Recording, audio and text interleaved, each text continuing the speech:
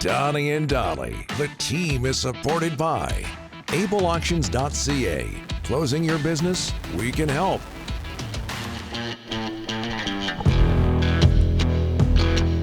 Friday, and all of today's guests, including BC Football Hall of Famer Farhan Lalji. Brought to you by the Bayside Oceanfront Resort. At Bayside, there's always a blend of West Coast luxury with exceptional service, ensuring your corporate event leaves a lasting impression.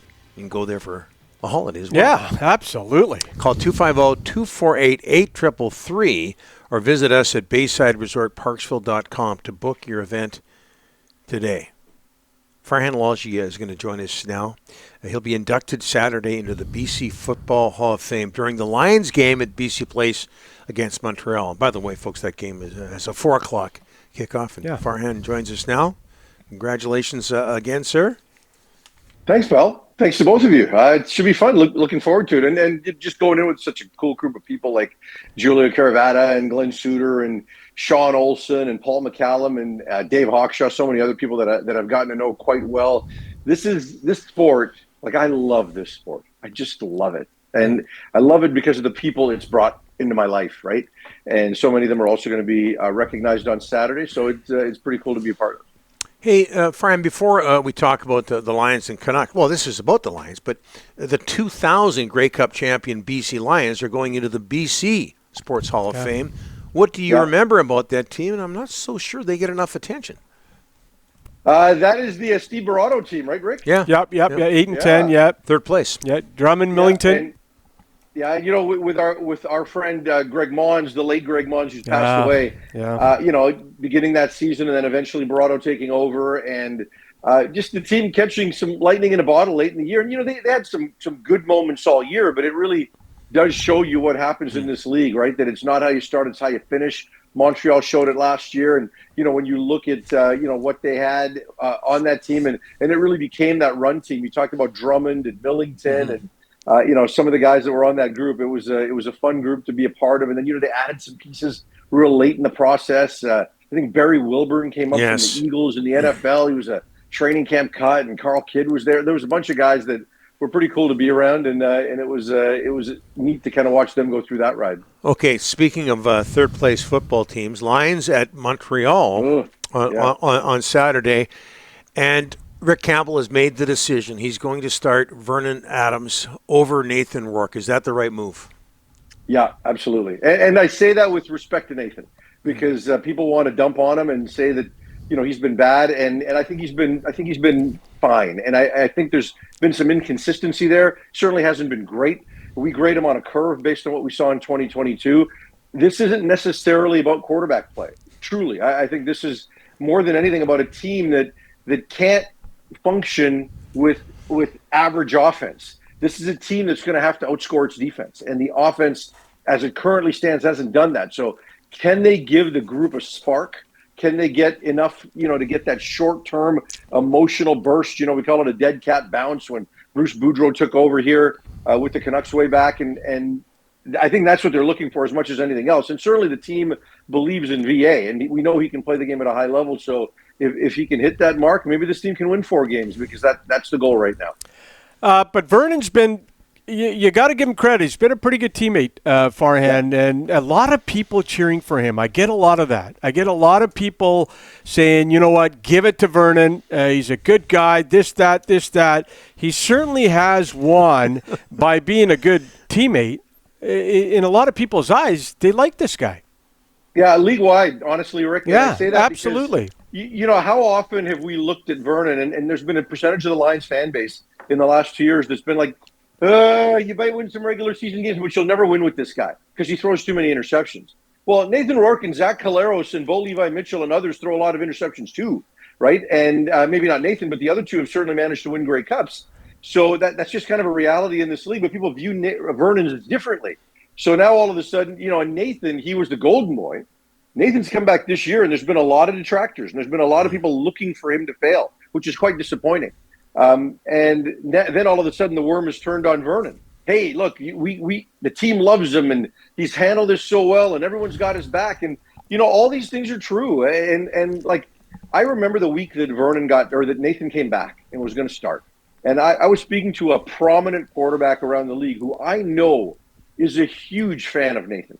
And I asked him about, hey, the excitement league-wide, how good is this for the league that this player is coming back? And he's like, look, I don't want to talk about it. I just don't. And that's not a shot at Nathan. I just have so much respect for Vernon. I don't want anything I say to come across as disrespectful.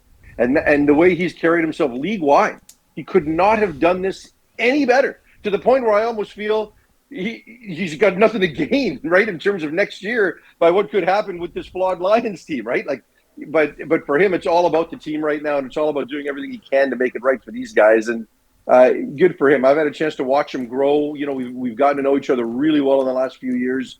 I'm a huge fan of both these quarterbacks, and I'm glad Vernon's getting the shot. I would love to see him roll the Lions through 4 games into a Grey Cup, and if he leaves, for Nathan Rourke to turn it around next year and win MOP. You know what I mean? Like, both things can be true.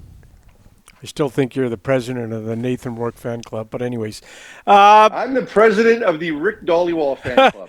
You are allowed to criticize. You know what? He's got 4 touchdowns and 9 picks in 8 games. And I have. It's been inconsistent. But you make too many excuses. I'm not. It's like you with Pedersen. Stop it.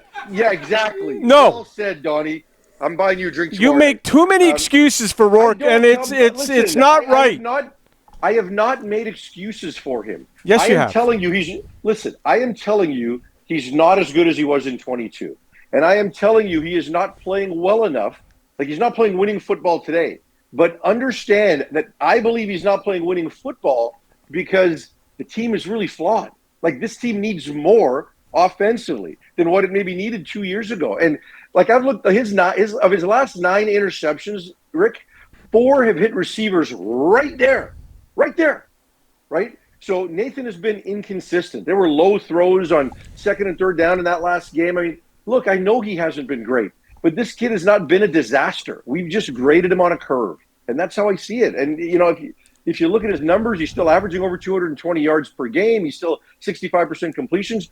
The touchdowns to interceptions, those numbers aren't good. There's no doubt, right? And even you could sit here and say I'm making excuses for him because Stanback dropped the pass. At the same time, later on in that game, he threw what should have been an interception, and it hit the ground, right? They had to go to review and overturn it, so it wasn't an interception, but that was a turnover-worthy play, like it should have been, even though the other one shouldn't have been. So I see the good with the bad, and I'm not telling you he's been great, and I'm not blaming everybody else, but just understand this team needs more than he's giving, but other teams may not, because this team is flawed.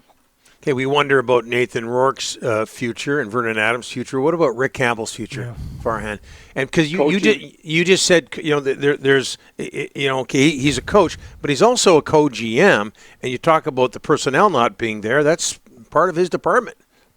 Well, it is, and it's weird how it's happened this year, because when you look at how the Lions constructed their team, it made sense in the sense that, you know, no one expected the defense to regress as much as it has. Like, who have they lost? They lost Marcus Sales. Really? He wasn't very good last year for them. And then they lost Betts for half a season. And he hasn't been the same player. But when you look at the other pieces in the secondary, Beaulieu and Kent are young, but the other guys are good. You know, obviously TJ Lee's recovering from an injury. But, you know, there's been other guys that just haven't necessarily progressed at all, and in many cases have regressed. So you wouldn't have expected this to happen, you know, with some of these positions. So I think in Rick's case, look, this is not me advocating for a coaching change. I want to be really clear about that. But I do believe Rick Campbell is fighting for his job right now. And that's why you make a decision like you do to replace Nathan Rourke with Vernon Adams, because he's got to find some emotional lever to pull, because he doesn't have a lot of these levers left. And when I watched the Saskatchewan game, here's what I saw. I saw 2014 East semifinal. BC crosses over, goes to Montreal, and gets the doors blown off them. And I thought at that time, that is a coach-killing game. And Mike Benavides lost his job, right? And obviously it was a build-up to that game, but that game was an exclamation mark. And that Saskatchewan game with so much on the line, it was an exclamation mark. So can he do something here to dial it back in? Because if they lose to Montreal and they lose they lose in the first round of the playoffs, boy, I'm telling you, in the words of Rick Dollywall, I am telling you. I'm telling you. All bets are off at that point. So I think he's coaching for his job right now. Have a good time tomorrow night. Yeah. Well, you have to work too, right? Oh, I do. Yeah, and I won't be recognizing myself. I can assure you of that. Yeah. Okay, well, somebody will. I'm telling you, Rick. I'm telling you. Farhan, I'm watching you. I'm watching you. Rick, what do you make in Pedersen? What do you make in Pedersen? No, let's go. No, We got a commercial break. We got a commercial break. Yeah. We got a commercial break. President of the fan club. Okay, Farhan Lalji. It's only Farhan 4 Lalji. games. Take it easy on the kid. It's only 4 games. Yeah. Farhan Lalji, good guy, good guy. Yeah. Good guy. Good guy. Thanks, buddy. Talk to you tomorrow.